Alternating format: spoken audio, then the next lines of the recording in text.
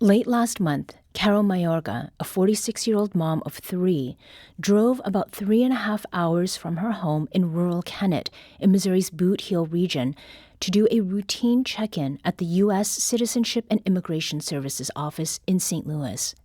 Mayorga had taken time off her job at John's Waffle and Pancake House to make the trip to renew her employment authorization document. But when she met with immigration officials, what had previously been a smooth and familiar process became a nightmare. Mayorga was detained and shackled before being moved to a number of rural Missouri jails. She's now being held at the Greene County Jail in Springfield and faces deportation to Hong Kong.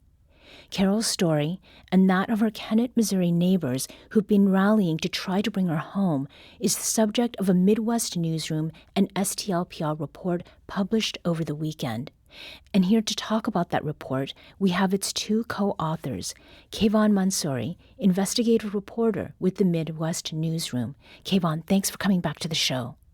Thanks for having me. And STLPR reporter Chad Davis. Thank you for being here again, too. Yeah, thanks for having me.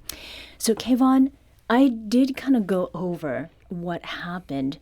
What is it that I missed in what happened? For example, when exactly did this occur? Yeah, this happened in late April. And basically, like as you said, Carol drove up from Kennett, made that 3.5 hour drive, arrived at her meeting. And basically, she was told to hang around, for a while by a staff member at the meeting. And about 7 hours passed before ICE agents arrived. And as you said, they put her into shackles at the waist, legs, and hands, and then into the back of a van with several other male detainees and moved her to Phelps County Jail in Rolla. And this was all basically, done without her being able to make a phone call. I think she told me that she finally got to make a phone call and to let her family know what had happened to her long after she was originally detained. Mm-hmm.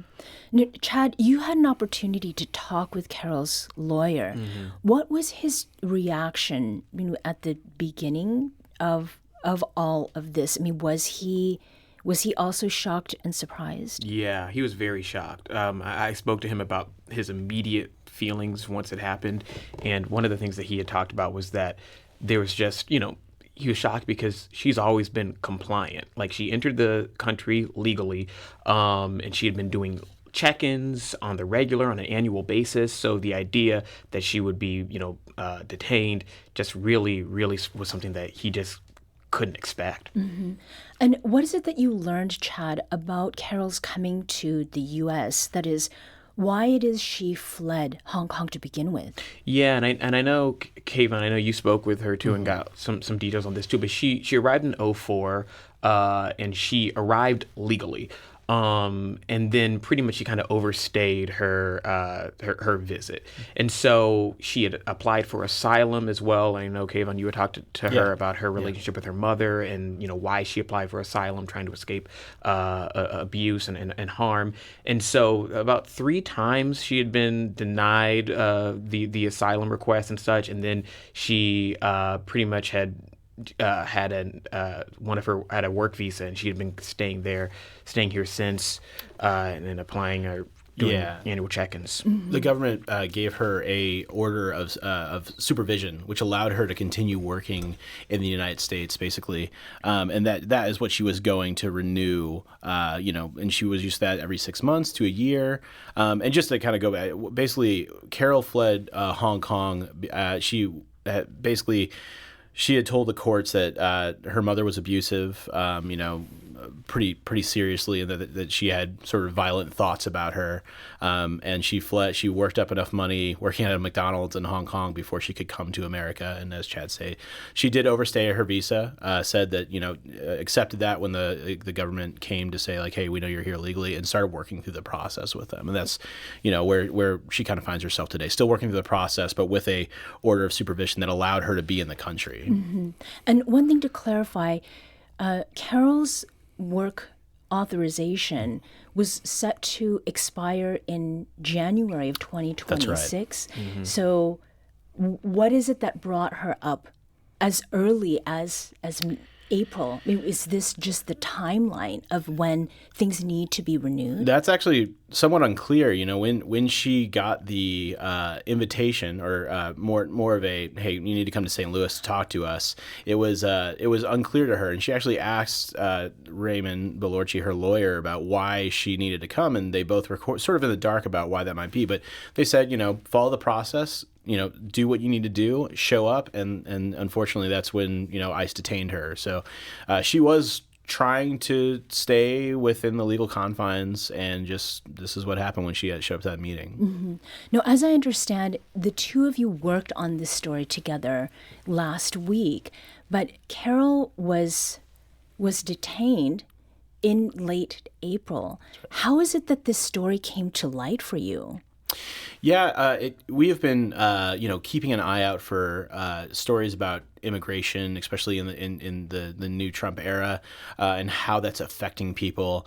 And we had done a story about a month ago-ish about Brian Garzon, who took his life in Phelps County Jail, and we were just keeping an eye out. And I saw a story from a small newspaper down in Dunklin County that kind of talked about Carol's situation. It was behind a paywall, but kind of got gleaned at it. Started making phone calls, and eventually, one source led to another, and we kind of found this situation, this very complex situation that Carol Mayorga was in.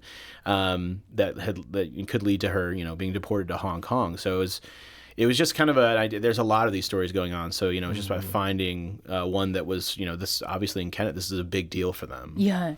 And do you have any sense, either of you, whether Carol or her lawyer had any expectation that this could happen? Well, speaking at least from the lawyer's point of view, while it was very shocking that it happened to Carol because, like he said, she's been compliant and she's been following the rules, he has stated that he's been seeing more and more of these types of cases over the past couple months. Mm-hmm. So even though this situation shocked him, I think now him and other immigration lawyers are starting to see people who may have been here legally for years, but mm-hmm. still or entered legally are still getting, deported or detained. Yeah. Now, Kayvon, you mentioned the response in Kennett, and last Tuesday, you were able to talk with a number of people who came through John's Waffle and Pancake House, which is where Carol was working. But there was something really special going on there. Tell us about that. Yeah, so her boss, Donna Ramadani, who I got to speak with, basically opened up the Waffle House on a Tuesday when they're typically closed, and basically said, I will cover all the cost of employees, everything that we sell, and every donation that comes in will go towards Carol's children, which she has 3. And her any sort of legal fees that she has, and I showed up at 6 a.m. at that it's a small parking lot, but it was packed from 6 a.m. to 2 p.m. They had to lock the doors at the end, and these are people who are regulars that wanted to come and support Carol, people who I think, as we'll discuss, have views that sort of support deportation of immigrants without legal status.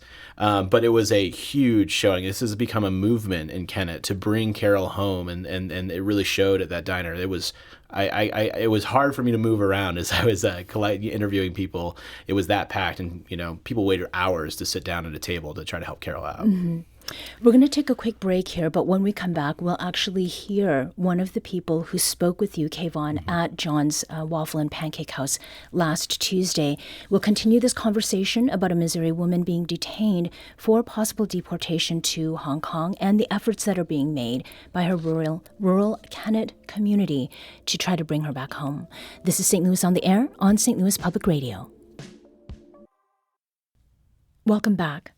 Let's return to our conversation about the story of Carol Mayorga, a nearly 2-decade resident of Kennett, Missouri, a town in the state's Boot Heel area that's about a 3.5-hour drive south of St. Louis.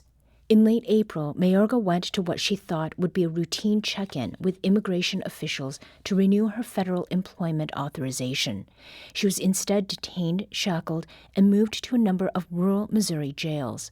Mayorga is now being held at the Greene County Jail in Springfield and faces deportation to Hong Kong. Her chief concern now is what will happen with her children, ages 14, 12, and 7, if she is deported. I don't know what is it good. I don't want to live in the street with me, because if I'm by myself, I live in the street. I think I can handle it by myself, but with my children, no. And that was Carol Mayorga speaking from the Greene County Jail in Springfield, Missouri last week with Midwest Newsroom investigative reporter Kayvon Mansouri. And we're talking with Kayvon and STLPR's Chad Davis. They're the co-writers of a Midwest Newsroom and St. Louis Public Radio feature about Mayorga's situation and her community's response. That piece is titled Bring Carol Home, ICE Snatches Rural Missouri Mom at Immigration Check-In. Now, before the break, Kayvon, you were talking about the people who had gathered last Tuesday in order to show their support for Carol and to try to bring her back home to Kennett. And one of those people was Judy Casey. And here's what she had to say about why she was there. I think it's the sorriest thing I've ever seen. Don't get me started. It's very unfair. And I know there's lots of other people that have had the same opportunity, or not opportunity, but same thing happened to them. But she has been here for 20 years, I believe, 23 years. And the way I understand it, she still has a visa until August. And that was Judy Casey. She was one of the regulars at John's Waffle and Pancake House in Kennett, showing her support for Carol Mayorga. Now, a major part of the story that you, Kayvon and Chad, that you've written, it focuses on how people in the Kennett community are trying to bring Carol back home and what it reveals about people's understanding of and their attitudes toward the Trump administration when it comes to immigrants. And another person you spoke with is Mark Bryant. He was also there on Tuesday. And here's what he said to you, Kayvon, about his position on removal of immigrants and his perspective on how the Trump administration is actually doing so. I don't think some things are going the way they should. I think I agree with some things that are going on, but I just don't think they're doing it the right, taking the right process of saying, hey, you've been here for so long, you've worked, you've showed your support for your communities and your family. I don't think anybody should be removed from that. I do believe that that criminals should be removed. I believe that. If you're a criminal and you came over here with nothing, then you need to be removed. So you support, you're a supporter of President Trump and his policies on immigration? But I do support his policies, but what I don't support is the way they're going about it. I think they're doing it, they're moving too quickly in removing people that shouldn't be removed. Kayvon, to what extent did what Mark Bryant said to you then, how much do they reflect what you heard from others at John's Waffle and Pancake House? Yeah, I mean, I think I probably interviewed around like 20 people at John's. And I made sure to, after talking about Carol, ask them about their feelings about these policies, about President Trump. And I'd say, to put it into one gentleman who I didn't catch on tape, but was talking to me as I was taking photos. He said 95% of the people in this room support Trump. I do too, is I believe what he said. But he said this is wrong, and that's basically what people were saying. They support the removal of immigrants without legal status. They like that idea. But I think for a lot of them, what I got is they didn't expect that it to affect someone like Carol, someone in their community who pays taxes, who works every day. For some of them is their part of their every morning. That is part of their routine. Routine is going to John's, reading the newspaper, talking with their server, Carol, and I just don't think that I think for a lot of them it was sort of the first sort of like, oh, this is these people too, not just people who lack legal, official legal status. The Caseys, when I talked to them, the people who sat at the table with them called Carol an easy target.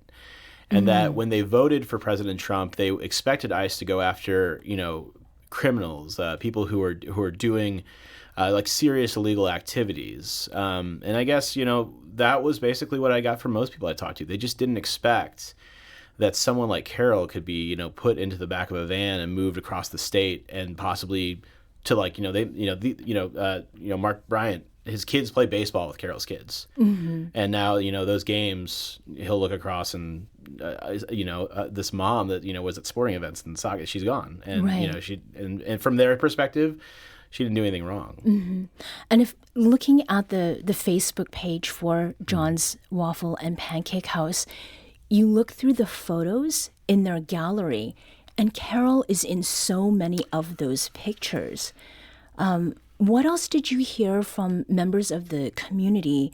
You spoke with a pastor or a reverend in particular, right? What did she share with you? Yeah, Kirsten King is the Presbyterian pastor in Kennett. They call her Pastor KK. She's been kind of a nexus of information for a lot of people, and because it's very hard to follow a ICE detainee. They're moved around a lot. It's hard to get in contact with them once they're inside. And honestly, to be frank, the ICE detainee locator does not tell you a lot. If you look up Carol under her legal name, Ming Li Hui, it just says contact the field office. But basically, she's become sort of a nexus of information. And, she talked a lot about how the town is struggling with this sort of dichotomy of they support President Trump, but they're really struggling with the fact that they're supporting his policies has led to them leaving, and she herself, thought a lot about Carol's kids. There's a quote that we couldn't quite fit in the article, it's getting quite long, and where she sort of thinks like, what is the path back for someone like Carol if she's deported? Right. When does she see her kids next? How do you explain it to those kids who are young? Mm-hmm.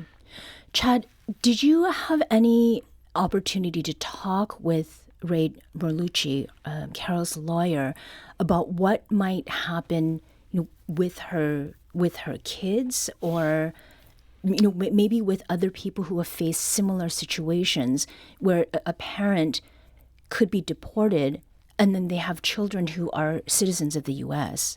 Yeah, well, with the children, it's a little unknown. I mean, they are from the United States too, so there is that level right there of protection. But when it comes to kind of what happens next, maybe with her or so, it's they're hoping that the U.S. Board of Immigration Appeals will issue a stay, which would pretty much tell the Department of Homeland Security, we will not deport her.